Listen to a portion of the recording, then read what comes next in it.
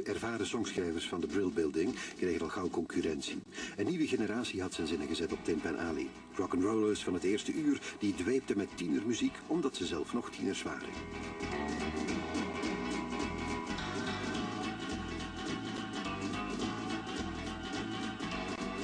Op Broadway 1650 had Don Kirshner, een jonge uitgever, net Alden Music geopend. Dat moest een thuis worden voor die nieuwe liedjeschrijvers. Het eerste schrijversduo dat zich aanmeldde werd de 18-jarige Neil Sedaka en zijn tekstschrijver Howard Greenfield. I was very short, Howie was very tall, very strange looking couple, and they said, "Where did you steal these songs?" Because I sat down and I did my little number, and they said, "These aren't your songs." I said, "Oh, yes, they are." And Don Kirshner said, "Oh, well, I know Connie Francis. You must play this for her." And I said, I was so excited. Connie Francis, the #1 female vocalist in the world. And I said, "Look, we got to go to Jersey. And if I get a record with Connie Francis, will you sign with me for 5 years?" And I think they thought I was a little crazy or whatever. And they said, "Okay, we'll do that." We went to Connie. And I sat and played her all of my best ballads because she had just had Who's Sorry Now, the #1 record in the country. So I thought for sure she would do a ballad. And she wasn't very interested doing her paperwork, and I was singing and nobody was interested. And then I whispered to Howie, "I'm going to play Stupid Cupid." He said, "How could you do that? You promised it to the Shepherd Sisters." I said, "I don't care. I'm with Connie Francis, the #1 female vocalist." I started this 12-bar blues because she liked Joanne Campbell, who was a blues singer. "Stupid Cupid, you're a real mean guy. I'd like to clip your wings so you can't fly. I'm in love and it's a crying shame. And I know that you're the one to blame. Hey, hey, set me free.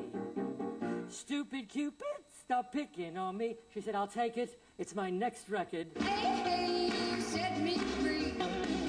Stupid Cupid, stop picking on me. Door het succes van Stupid Cupid kon niemand meer om Alden heen. Kirshner verzamelde een hecht groepje getalenteerde jonge New Yorkers die even later de meest memorabele liedjes van die periode schreven.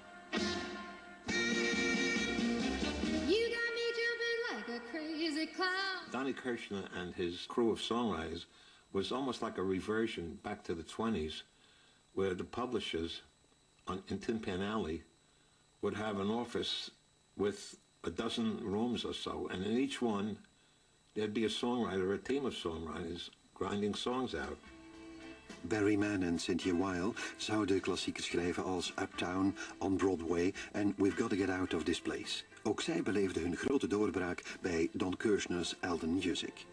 When we started writing at 1650, at least I didn't feel we were part of a Tin Pan Alley tradition. We were kind of the antichrist to those people. Yeah, we really were. Know? Yeah, we really we didn't look down on it, but even the music was kind of moving on. Even though we would still write at the time, you could still get a Perry Como record or an Andy Williams record, but music was really changing, and in a way, we really kind of looked down. We were the bridge. We always thought that we were the bridge between the old Tin Pan Alley and rock and roll.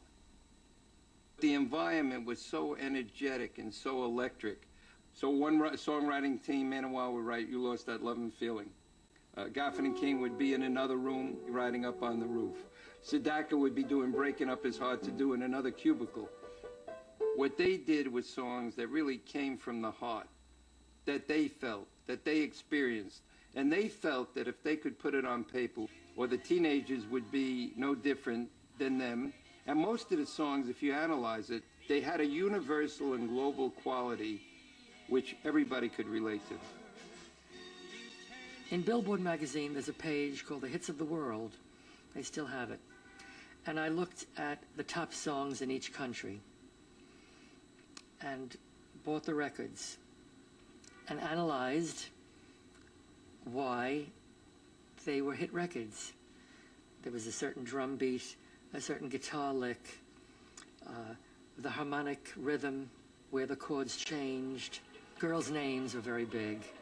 I took all of these ingredients and I put them together And I came up with, Oh, Carol, I am but a fool. Darling, I love you, though you treat me cruel. You hurt me, and you make me cry. But if you leave me, I will surely die. Here were people who were just slightly older than the audience that they were writing for, and who saw, and many of them had musical training. Many of them had gone to Juilliard or Curtis or places like that. They had classical musical training, but at the same time they loved rock and roll, and they thought there should be some way of bringing this together. I mean, that was part of the fun of it, too. The fun of it was not to see music as being classical music here, Broadway music here, rock and roll music here, but to see them as all having elements that could be drawn upon. I mean, it's a kind of synthesis. this is where my classical music comes in. I was studying a Villa-Lobos piece, great composer from Brazil, and there was a piece that went, I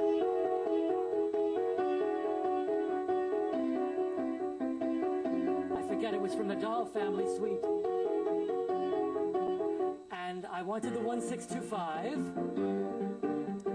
and then in the chorus I wanted a little, a wait, a break, a little break, a little wait, a little, when you're making love, that pause, and then the finale, you know, that just that little pause before the.